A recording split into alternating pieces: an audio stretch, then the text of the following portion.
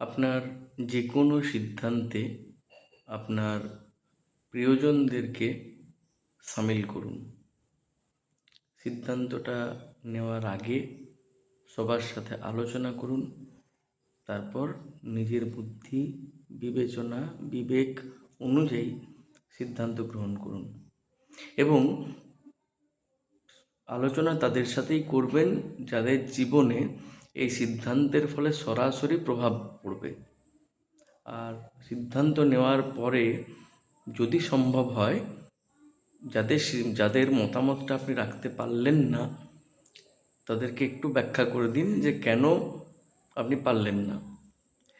এতে হবে কি, আপনার প্রিয়জনদের সাথে আপনার বন্ডিংটা আরও ভালো হবে। তারা বুঝতে পারবে যে তাদের মতামতটা আপনার কাছে গুরুত্বপূর্ণ এবং আপনার এই যে ডেমোক্রেটিক অ্যাটিটিউডটা, তাতে তারা আপনার প্রতি খুশি হবেন এবং সন্তুষ্ট হবেন। আর আপনি যদি এককভাবে সিদ্ধান্ত নেন, কারোর কোনো মতামতকে পাত্তা না দেন বা গুরুত্ব না দেন, তাহলে হয়তো আপনার ব্যক্তিত্বের জোরে তারা আপনাকে কিছু বলবে না প্রকাশ্যে, কিন্তু অন্তরে অসন্তুষ্ট হবে। এরকমভাবে অসন্তোষের আগুন ধিকি ধিকি করে জ্বলতে জ্বলতেই একসময় সেটা বিস্ফোরণের আকার নিতে পারে। তাই সিদ্ধান্ত নিজে নিন, কিন্তু প্রিয়জনদেরকে সেই সিদ্ধান্তে সামিল করুন।